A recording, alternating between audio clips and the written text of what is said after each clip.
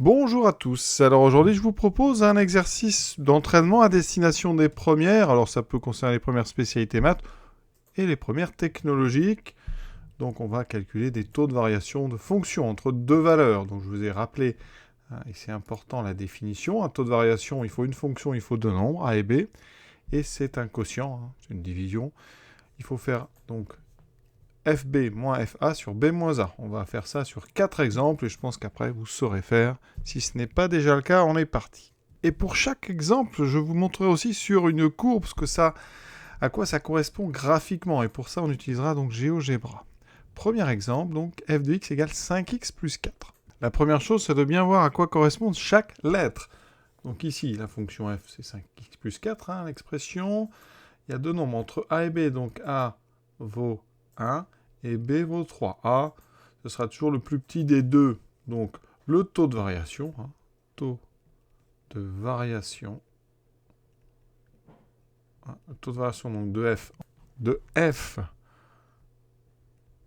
entre, donc ici, 1 et 3, il est égal à, c'est un quotient, donc on met tout de suite le trait de division, un trait de fraction, f de b, donc ça sera f de 3, moins f de 1, la différence des images sur les valeurs. Donc 3 moins 1. Et après, il y a un petit peu de calcul. Donc il faut calculer f de 3 et f de 1. Alors, on peut les calculer soit directement en faisant taux de variation, ou soit le faire à côté. En général, on fait ça tranquillement avant. f de 3. Donc ici, 5 fois 3 plus 4. C'est une fonction. Donc on remplace x par 3. Ici, c'est une multiplication. 5 fois 3, ça fait 15 et 4, 19. f de 1, c'est 5 fois 1 plus 4. Les parenthèses ne servent à rien, c'est juste vraiment pour mettre en évidence le fait que je remplace x par 1. 5 plus 4, ça me fait 9. Notre taux, il vaut donc f de 3, 19 moins 9 sur 3 moins 1. 19 moins 9, ça fait 10. Divisé par 3 moins 1 qui fait 2. On simplifie au maximum les fractions. Il me reste ici un taux de variation qui est égal à 5. Regardez la courbe de cette fonction. Donc ici, j'ai rentré f de x égale 5x plus 4. On fait le taux de variation entre 1 et 3. Donc regardez, en 1, ici, je vais chercher le point qui correspond. On est ici. Donc vous voyez bien qu'on a 1 qui a pour image 9. Et ensuite, en 3, on arrive ici. Et l'image de 3, c'est bien 19. Donc, graphiquement, à quoi correspond ce taux de variation? On fait f de 3 moins f de 1 sur 3 moins 1. Eh bien, c'est un coefficient directeur. Et c'est le coefficient directeur de la droite AB. D'accord?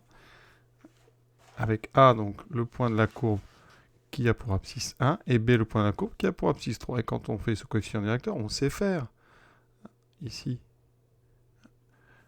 on va regarder ce triangle-là. Là, on a f de 19 moins f de 9, c'est-à-dire 10. Et ici, 3 moins 1, 2. Et vous voyez bien que le taux de variation, c'est 10 divisé par 2. Ça correspond au coefficient directeur de la droite ici, puisque la courbe est une droite. Donc, coefficient directeur. Deuxième exemple, f de x égale 3x2 plus 4 entre eux, et on veut un taux de variation entre moins 3 et 2. Donc, a vaut moins 3 et b vaut 2. Donc, pour calculer le taux de variation entre moins 3 et 2, je calcule, donc on commence par le plus grand des deux, f de 2 moins f de moins 3 sur 2 moins 3. Il va falloir donc que je calcule l'image de, de 2 ici et l'image de moins 3. Donc, je le fais à côté. f de 2, 3 fois, donc 2 au carré. Attention, dans 3x2, là vraiment je vois beaucoup d'erreurs. Quand on dit 3x2, il n'y a que le x qui est au carré. Le 3 n'est pas au carré, c'est pour ça que je mets des parenthèses. Donc plus 4, on aura donc 3 fois 4. Plus 4, ça fait 12 et 4. Ça me donne 16. Donc f de 2 vaut 16. f de moins 3, 3 fois moins 3 au carré, plus 4. Seul le moins 3 est au carré, ce qui me fera moins 3 fois moins 3, donc fois 9. 3 fois 9 plus 4. 3 fois 9, 27 et 4, 31. J'ai donc 16 moins 31 sur 2, moins 3. Alors 2 moins 3, ça fait 2, plus 3, moins fois moins, ça fait plus. En haut, 16 moins 31, c'est moins 15 sur 2 plus 3, 5. Moins 15 sur 5, ça fait moins 3. Toujours avec GeoGebra, donc voici la courbe de 3x2 plus 4. On reconnaît bien une parabole orientée vers le haut. Ici, A vaut moins 3. Donc, ici, ça veut dire que je vais créer un point ici d'abscisse moins 3. Et son ordonnée, vous voyez, sur la courbe, ça sera effectivement 31. Ce point, on l'appelle grand A. Pour B, l'abscisse c'est 2. Ici, on trouve 16, donc ça correspond au calcul. Et quand on a calculé le taux de variation, on a calculé le coefficient du vecteur de cette droite. La droite ici, qui passe par A et par B. Comment détermine-t-on un coefficient directeur? Eh bien ici, on part par exemple du point A, et on va essayer de revenir sur A. Donc quand j'avance ici de 1 unité, en haut, les carreaux, on voit bien, ce sont 1 unité, et on doit descendre de 3. Hein. Donc quand on avance de 1, on descend de 3, on a donc une pente de moins 3. Le moins parce qu'on descend, et 3 parce qu'on descend 3 fois plus qu'on a avancé. Essayons avec une fonction du troisième degré entre 0 et 2. Donc ici, A vaut 0, B vaut 2. Donc le taux de variation entre 0 et 2, ça sera donc f de 2 moins f de 0 sur 2 moins 0. D'accord? Donc 2 moins 0, ça fait 2. Il me faut f de 2. Donc ici, on remplace 2 au cube. 2 au cube, ça fait 8. Plus 2 au carré qui fait 4, plus 4. J'obtiens donc 8 et 4, 12 et 4, 16. L'image de 0, ça fait 0 au cube, 0. Plus 0 au carré, 0. Plus 4, on trouve 4. Notre taux de variation vaut donc 16 moins 4 sur 2. 16 moins 4, ça me fait 12 sur 2. J'obtiens 6. Donc, quand je vais regarder sur GeoGebra, je dois avoir une pente de 6, c'est-à-dire une droite qui monte très vite. Quand on avance de 1, on doit monter de 6 entre ces deux valeurs. Voici la courbe de x3 plus x2 plus 4. Il me faut le point d'abscisse 0, donc ici, donc c'est 0. Ça veut dire que f de 0 vaut bien 4. Ensuite, pour 2, vous voyez ici, on trouve 16. Je relis maintenant.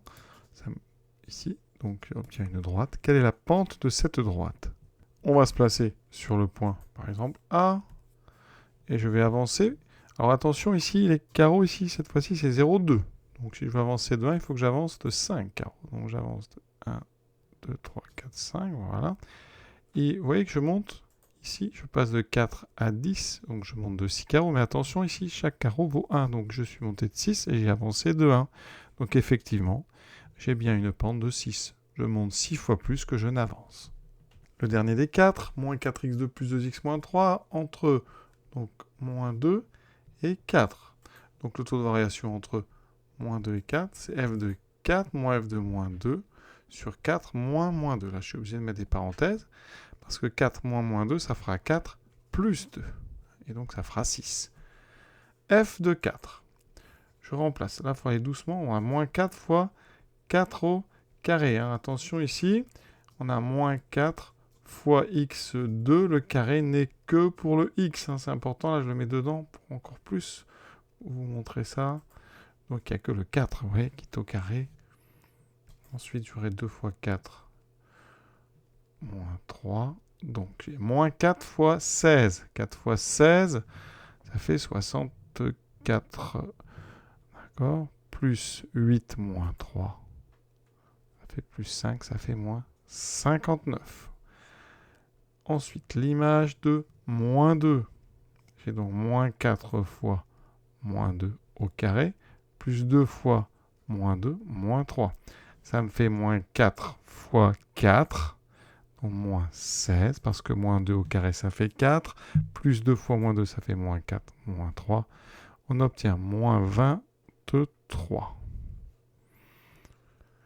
Mon taux de variation vaut donc moins 59, moins 23, sur 4 plus 2. Donc ça me donne moins 59, moins fois moins, plus 23. Je dois donc faire 59 moins 23 et rajouter un moins. 59 moins 23, ça fait 42. Ça fait 36. Donc ici, j'ai moins 36 sur 6. On simplifie par 6. Ça fait moins 6 sur 1. Ça fait donc moins 6. voici la courbe. Donc, je vais placer les points qui correspondent à moins 2 et 4. Donc, l'image de moins 2, ici, j'obtiens donc moins 2, moins 23.